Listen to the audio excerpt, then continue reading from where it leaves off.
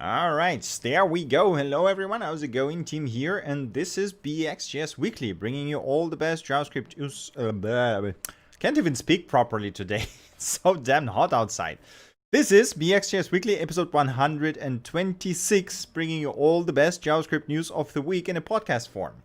And today we got a small-ish podcast with, there's some interesting things here, but mostly not that many. I don't know why. Maybe people are overheated and nobody actually wants to do anything.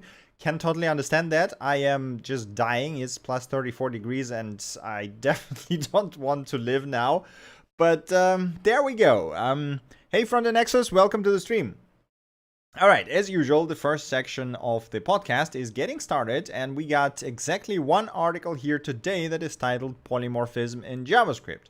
This is a pretty good description and, I guess, introduction to polymorphism, what it is, and what kind of types there are, and how exactly do they look if you code that stuff in JavaScript, which is a really good starting point. If you are just getting started, you never heard about polymorphism, really good starting point. If you are still kind of confused about polymorphism, that might clear up some things for you. If you never heard about it, again, do give it a read through. If you already know what polymorphism is and how does it, typically look, then there's nothing super in-depth or new in here. But yeah, if that sounds interesting, do check it out. Hey, Malaf, welcome to the stream. Oh, no. I have no idea what that means, but you know what? I'll take it. All right, continuing, we got articles and news section. We got 3 pretty cool articles here today, starting with the first one that is titled 1 Keys, How I Made a Piano in Only 1 Kilobyte of JavaScript. So we're going to talk about JS1K a bit later, which, it is actually concluded recently, and there's a bunch of winners, and they are freaking amazing. And this is actually right up from one of the winners in the, I believe, HTML section of the JS1K challenge. The guy builds piano in 1 kilobyte of JavaScript, which is pretty mind-blowing. And this article walks you through how exactly he did that, what techniques he used to optimize the code, to minimize it, and, to do the sounds, the keyboard controls, and all of that in 1020 bytes, which is mind-blowing in my opinion. The demo itself is really cool. The write-up is even more fascinating to see, like the kind of things he did to trim the size of the thing. And yeah, it's absolutely fascinating write-up. I mean, I guess the practical... Not sure there's a lot of practical application in here, but as a study piece, it's absolutely fascinating. So do make sure to look at that if you are interested in this kind of stuff.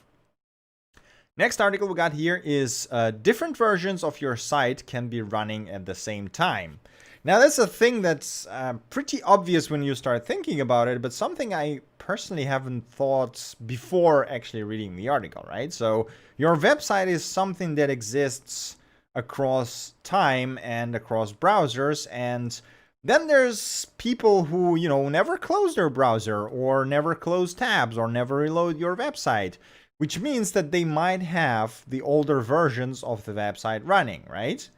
And this is a real problem that might occur when you are building websites that update even weekly, basically, right? So the article talks about the problems that might arise from cases like this and what you can actually do to solve them, such as, the stuff went missing, the stuff changed, the API endpoints changed, the storage schemas change, and so on and so forth, with the solutions, which I found to be pretty cool.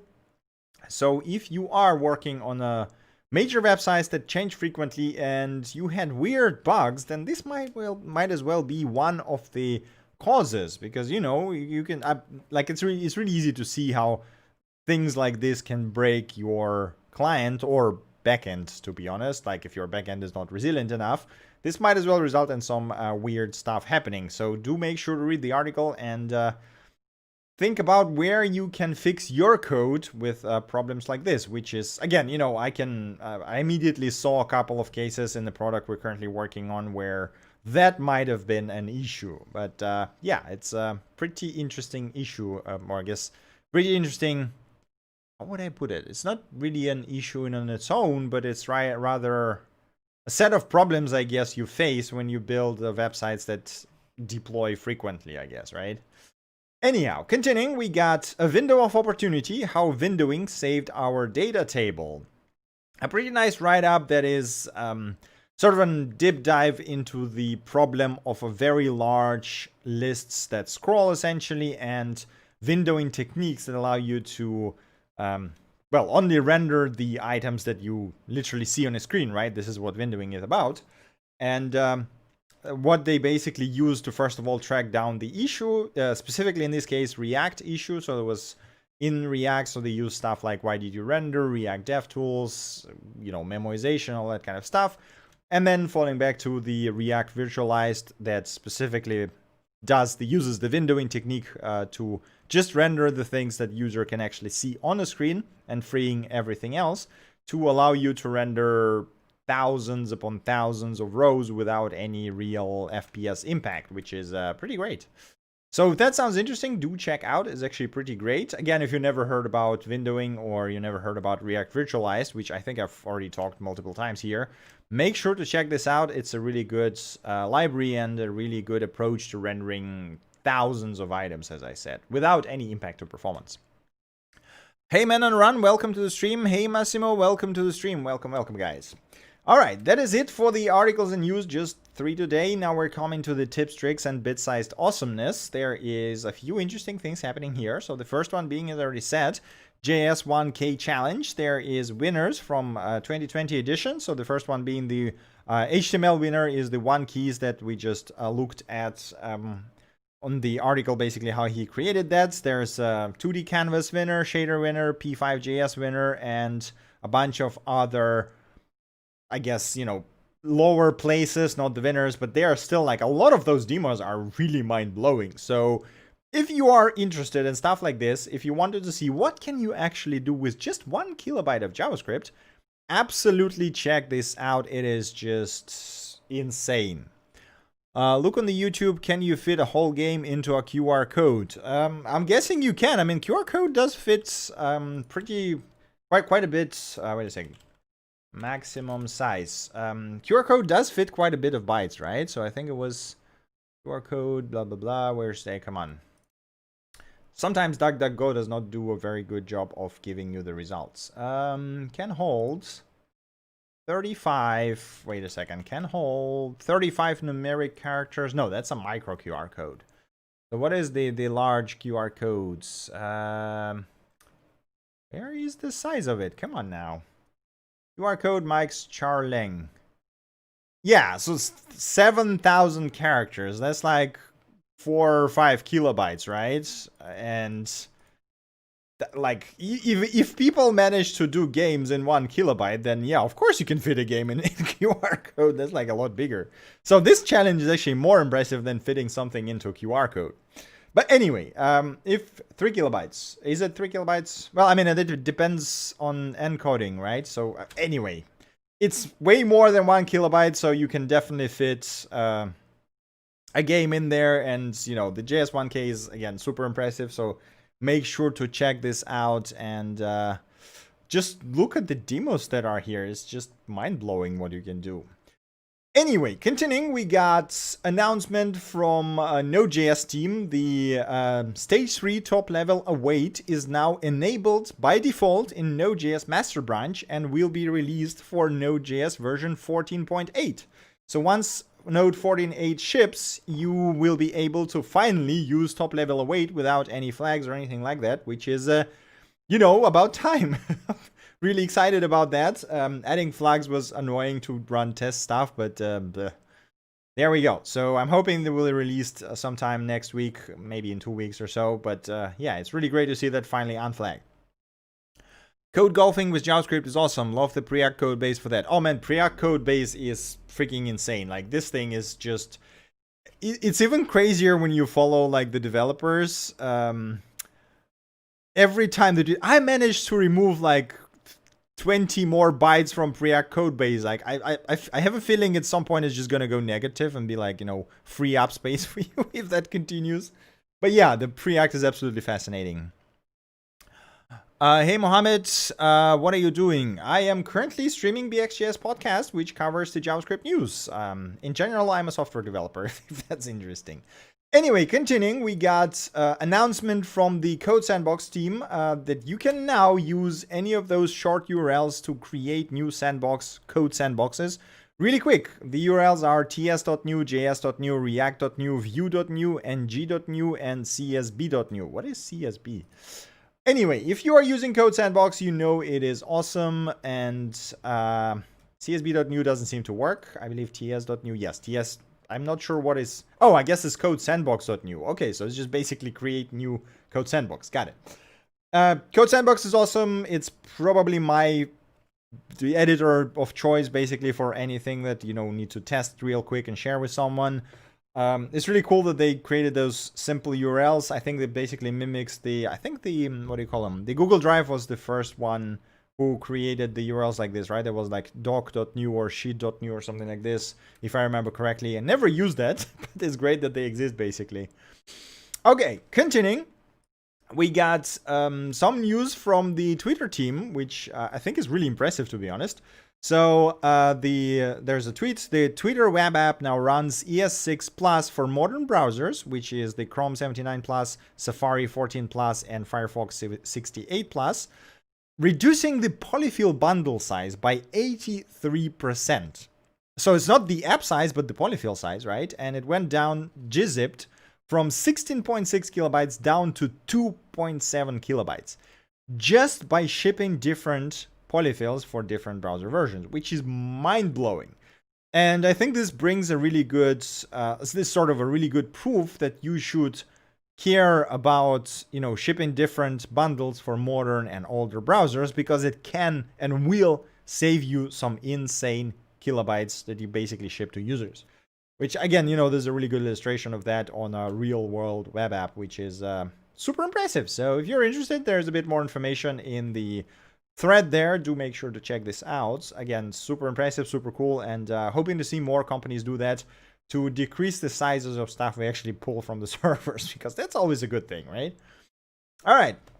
The last thing we got here for today in the tips, tricks, and besides awesomeness category is the State of Frontend 2020 survey that taken the surveys from 4,500 developers and does have some interesting things in here. So the survey itself, is pretty standard stuff like, what kind of frameworks do you use, what kind of frameworks are you happy with, what kind of frameworks do you want to learn, so on and so forth. There's some interesting TypeScript stats in here. I found it to be curious that a lot of people seem to think that JavaScript will turn into something like TypeScript over time, which I tend to agree with. And I think this is basically where we're going, looking at other tools and how they were essentially incorporated into JavaScript itself over years. It's not probably going to take 2-3 years, probably going to be longer than that, but this is my impression as well. And it seems like a lot of people agree with that, which is pretty cool. So hopefully people on TC39 agree with that as well. And we're going to see some types added, like strict typing added to JavaScript itself. If you're curious about the survey itself, do have a look. Again, there's some interesting things here. So like a lot more people than I expected use Kubernetes at work. Docker is prevalent as you might imagine. But yeah, it's curious to see. Again, this is a front-end developer survey, so it's not just JavaScript, it's basically front-end. And again, surprising to see something like Kubernetes and Docker to be very widespread in front-end, which, you kind of would expect. Like, why would they need it? Why would they even need to touch it? But anyway, there we go. Okay, that is it for the tips, tricks, and bit-sized awesomeness. Now we got releases section. We got 3 of them here today, starting with a new TypeScript website. So along with shipping the TypeScript 4.0 RC, which is the next thing. Again, I think we already talked about TypeScript 4.0 beta when it was released a couple of weeks ago. Nothing really changed from that, so it's just a release candidate with more bug fixes, but the features are the same. So you got the variadic tuple types, you got the labeled tuple elements, and a bunch of other stuff like incremental with no emits and some other editor improvements. Won't talk about that much, but along with the 4.0 RC, they shipped the new TypeScript website that brings in a ton of improvements, including stuff like Playground version 3, which has a lot of cool things you can play with, and basically tsconfig.json finally has an explanation in line that you can no longer have to Google for it. The new handbook is there, which I found to be a lot nicer to read through than the older version. Again, you know, the older version was also pretty great, but the new one is just a bit easier to navigate, in my opinion. It's also now localized, so if you are not that good with English, you probably wouldn't be watching this podcast, but you know, you can now use everything on a website in your language, which there's quite a few of them actually. And it's out today, so you can just go ahead and give it a shot. Same goes for the TypeScript for ORC. Again, you know, there's a release this is a release candidate, which means that some things, minor things might change. There might be some bugs, but you can just go ahead and try it on your code base. If you have anything in production, more likely than not, is going to work pretty well. The RC versions from the TypeScript team has been pretty damn stable. There's usually very little bugs, and they tend to release the final versions pretty quick. Again, if you cannot wait, just try it now. If you can wait, then, well, probably going to have a release version in a couple of days or within a week, I guess. And the final release we got here is SWR version 0.3.0. The reason why I wanted to highlight that is because they've added an infinite loading API. So if you never used SWR, it's a really handy hooks library for React for remote data fetching that makes fetching data pretty straightforward and very nice. Basically, you literally just use a hook with the endpoint and then some fetcher, which can be either a custom one or something as straightforward as just a fetch function. And it gives you a bunch of tools that allow you to, well, make it easier to work with React, essentially, with stuff like, you know, the loading state, the data, the errors, the mutations, and so on and so forth. And now they've added the infinite loading API, which makes doing stuff like endless scrolling incredibly easy by just literally calling size and set size functions, which is pretty damn great. So yeah, there you go. If that sounds interesting, do check out. It's a pretty great library and quite handy for working with REST API when you don't have a GraphQL. Right, that's it for releases. Now we're coming to the libs and demos. We do have a few of them, like not that many again, but it's pretty nice. Let me have a look at the chat. I'm having an issue to remote content security policy on my app deployed at Vercel. Because of that, I cannot load Vue from CDN. I mean, CSP can be annoying, but you typically want to bundle everything into your app to evade having problems, especially when you're deploying to services like Vercel, because it already has a content delivery network in there. So like, why would you load stuff from content delivery if you already deploy to a service that has content delivery network integrated? So I would just bundle everything and not use third-party content delivery networks and just serve everything from Vercel itself, because they already do CDNs for you. Anyway, going into the libs and demos, we got GraphAV, a graph algorithm visualizer built using React, TypeScript, and styled components. So I found this thing to be pretty cool for two reasons. First of all, it visualizes the bunch of different algorithms. For whatever reason, I think... why is it not working? It was working just before that. I am not sure. What is happening now? Okay, I think I broke it, or maybe it's just my JavaScript blocker. I think it was working. Okay, anyway. It was working for me before. I'm not sure what happened. Maybe something to do with my cache. But it's a really nice visualizer for the graph algorithms that basically does it step by step, so you can actually see how the algorithm works. You can also like pause it and check out what's happening and see the, you know, go back and see the step by step. I mean, I think there's a lot of apps like this, but this one is very nice made. It's made with React, so you can actually use it as a learning material if you're learning React and TypeScript. So that sounds interesting. Do check GraphAV out. Next thing we got here is dagdb, a syncable database built on IPLD, which is some sort of blockchain technology that I have no idea, no interest about, but the project seems quite nice. So if you are interested in this sort of blockchain distributed kind of tech databases, do check it out. It seems to be working in memory, in browser, you can store it in buckets, in S3 or whatever. Seems interesting. Again, I'm not convinced that, you know, the whole like blockchain stuff is gonna work out well enough to be basically consumer tech, because so far it actually hasn't. But, you know, it's an interesting project that shows you how to build distributed things on top of blockchains. Maybe this is something that you're interested in. then do check dagdb out. If not, then, well, you know, you can probably skip it.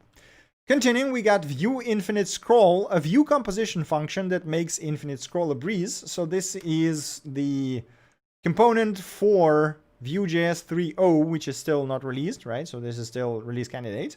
But it shows you how awesome the view composition API is. The new view composition API basically allows you to create the infinite scroll in your component by just calling a bunch of functions, and it just works amazingly well. Like the setup is super straightforward. So if you were curious about Vue 3 composition API and what you can do with it, this is a really good example. Do check it out. Okay, next thing we got here is SVG icons as React components. The website is literally called React SVG icons. For whatever reason, it's not a library. It's just a website that lists a bunch of React icon sets with their corresponding licenses, and then you can pick any set you want, like Bootstrap. It will show you the icons, and if you click on the icon, it will actually show you the React component that you can just copy and paste into your React app. It can also provide you the TypeScript component or React Native component if you want to. Not terrible, but I prefer the React icons library that basically does the same, but as a proper standalone component library, which you can just npm install and then import. And yeah, it's fine. So if you don't want to drag the whole library and you just need like 2 or 3 icons, do check this one out. Maybe this is exactly what you were looking for. Okay, continuing, we got myphysicslab, a JavaScript classes to build real-time interactive animated physics simulation with a pretty damn impressive website that has a collection of physics simulation stuff like springs, pendulums, rigid forces, piles, whatever. There's a lot of them, and seems like a really nice demos basically. So you can you can basically change there's like a bunch of parameters that you can tweak here in real time, and it also shows you the charts and times and graphs, and basically pretty feature complete. So if you are interested in doing any physics simulation and you didn't want to build your own I guess your own library for that, or your own framework or engine is what you call it, right? Do check it out. This seems to be pretty damn solid. All right, continuing, we got Aeon, which is a lightweight date picker built with web components that can be used anywhere. So it's essentially a date picker web component that looks pretty nice. There is a demo button somewhere. There we go. There's a basic example. You can style it. You can, pick a demo, pick a date, pick a time. Seems pretty straightforward. Nothing super fancy, but very nice to use, very easy, and just under 5 kilobytes gzipped if you want to embed it into your website. Since it's a web component, that means you can integrate it into pretty much anything. I think React is pretty much the only framework that doesn't play that well with custom elements at the moment, but they are working on the to bring it to React 17, if I remember correctly. But we're going to see how that develops. Okay, continuing, we got bumbag-ui, accessible and themable React application UI with, the name is just silly. Anyway, it looks like a really nice, accessible and themable component library that has a ton of things here. Like, the components it has is just insane. Anything you can imagine, from buttons to cards to callouts, go into the drawers, models, overlays. Is just crazy. And yeah, looks really solid. So, and all of that is accessible, all of that is themable, all of that is seems to be pretty nice, to be honest. So if you were looking for a complete all-in-one component framework for your React app, do check this out. This looks really damn good. Okay, next thing we got here is simd.json Node.js. This is a Node.js bindings for simd.json project. So simd.json is a project that promises parsing gigabytes of JSON per second. There is an actual research paper, and it's an actual C++ project that aims to be super efficient at parsing JSON, and allows parsing really large JSON a lot faster than the typical parsers, because it uses simd, as the title suggests. And this is basically the Node.js bindings for it, which allow you to call this from the Node.js. there is some benchmarks here, and while most of it is pretty impressive, so like typically you get like 1.5, 2 times improvement over the JSON parse, keep in mind that there are some cases where it might be a bit slower, which I found to be quite interesting. But I guess, you know, it was built for parsing the large JSON, so don't use it to parse anything small-ish, because it seems to be not doing that at a very consistent rates, let's put it this way. But anyway, if you're working with JSON, if you needed to parse really big files really fast, do check this project out. It seems to be pretty damn neat.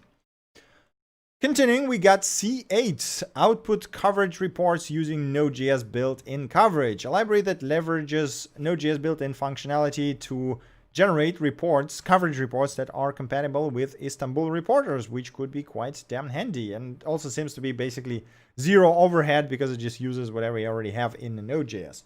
So if you're working a lot with testing and coverage and wanted to use something that is, well, based on the Node functionality, apologies, do check this one out. It seems to be pretty damn good.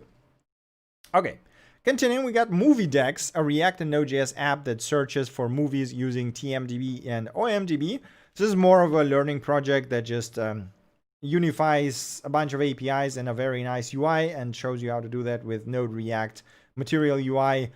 Unfortunately, no tests in here, but the UI itself looks pretty great. So, or maybe I didn't notice tests. Maybe they are. I keep forgetting that some people tend to keep tests right next to the components. Let me just double check. No, there are no tests here. But the UI itself is actually pretty good. So you got some nice overlays, nice cards, nice components, nice search results. Looks pretty good. So if you are curious how to build something like this, do check this one out. Right, and the last library we got here for today is Fast Design from Microsoft, which is something that's interesting. So this is a set of web components from Microsoft that allow you to build nice UIs that also have like dark mode support and stylable components, and they are accessible and everything. And since it's a web components, you can use them with pretty much everything aside from React, as I already mentioned today. They do say that the basically React team is working on custom element support in version 17, and they are working together to provide seamless support once this is shipped. So if you are curious, if you want to see how Microsoft handles the web components, do check this library out. It seems to be pretty damn good, actually. And there is already a ton of different components here that do different things and look pretty nice. So there you go. All right, that's it for the Libs and demos. The last thing we got here for today is in sort of a silly side of things. It's if you haven't heard about the game called Fall Guys, then, well, that's a new game that's just been released like a couple of days ago, and it's really fun. It's a casual game when you just compete with different people doing stupid stuff to win. And, well, turns out they actually used HTML to render people's names. And people really quickly found out that you can do HTML injections in there to make your names look either really big or render weird stuff that basically covers literally everything on the screen. I believe this was already fixed in the latest patches, but the fact that this was possible is just, first of all, really amusing, and second of all, it really shows you that HTML and JavaScript are freaking everywhere, and even used within the games to render different things, because this is literally the easiest way to render interactive user interfaces, right? So there you go. That is actually it from my side. This was BxJS Weekly episode 126. If you guys have any questions, suggestions, or libraries you want to libraries you want to highlight, do share it in the chat right now. Other than that, yeah, you can find all the links on the GitHub or on bxjs.dev as usual.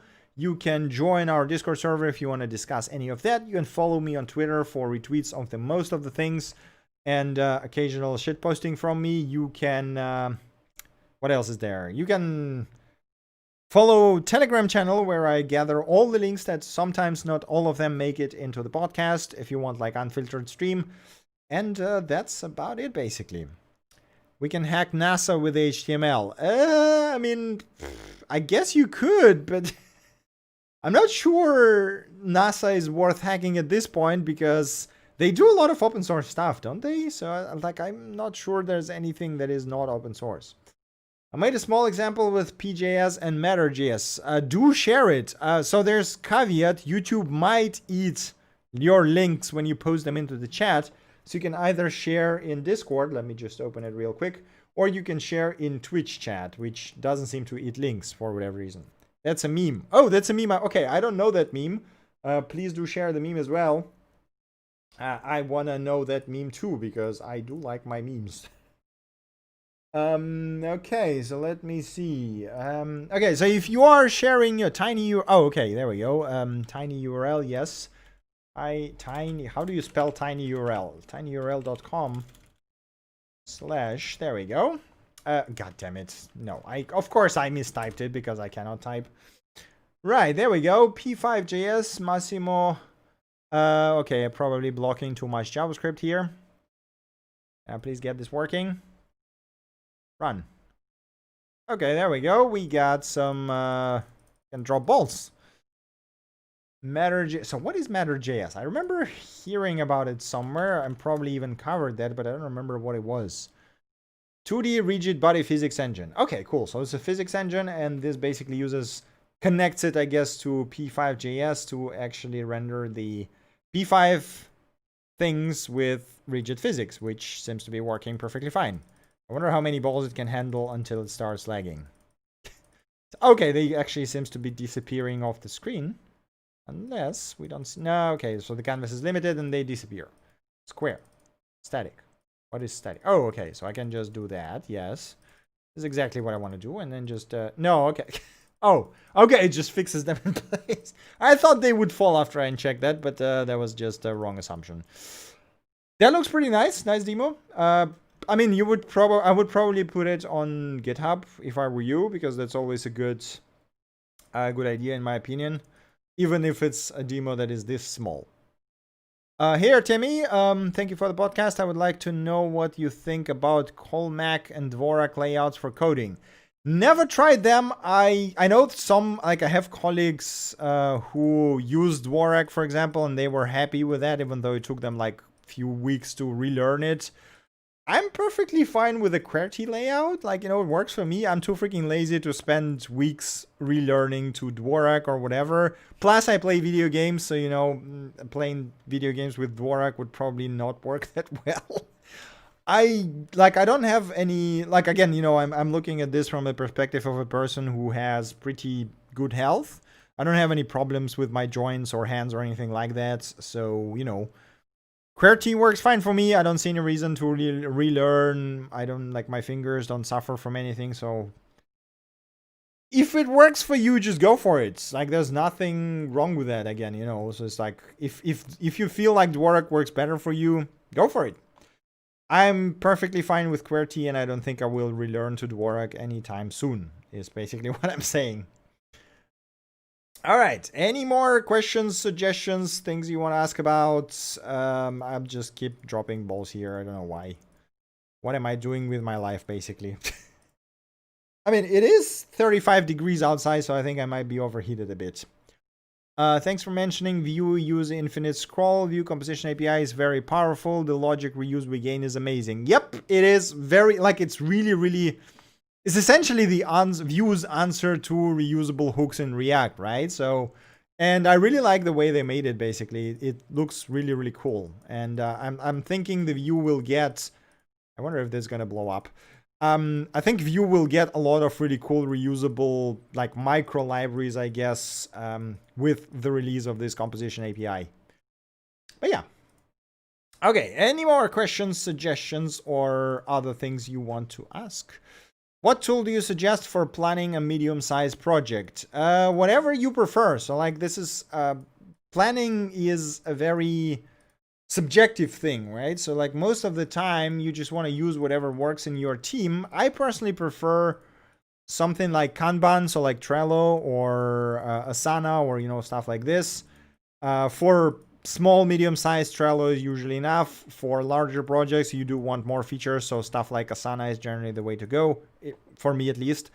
But, if you don't like Kanban, if you prefer something else, GitHub issues might be good. If it's a very small project and you got a very small team of 3-4 people or whatever, just using GitHub issues might be sufficient. GitHub does have the, you probably should not open that. That's a bad idea. So GitHub does have the projects now, right? Which you can literally, so this is basically Kanban, and you can have like boards with tickets and everything. I never use that because I just keep sticking to Trello, but that is a thing, and you can just go with that. But yeah, it's like it depends on the team and what kind of project you're working on and the size of it, right? But so basically my typical policy is start as small as possible with as little tools as possible. So if you're already using GitHub, go for GitHub and don't try to add another thing unless you feel like, okay, GitHub is not enough for us, so we need to do something else, you know? So this is kind of my my approach to things.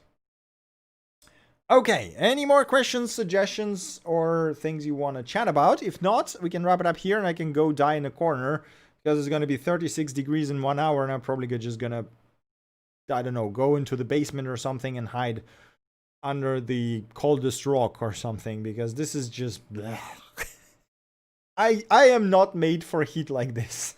Let me tell you. All right. Well, doesn't seem like we got any more questions or suggestions. So thank you guys very much for watching. Thank you for your continued support. I hope you enjoyed the podcast and found something useful here today. Again, join Discord if you have any more questions or suggestions. I'll be more than happy to chat with you there. Thank you for watching. Have an awesome rest of the weekend or rest of the week if you're watching the video of this. And I see you next time.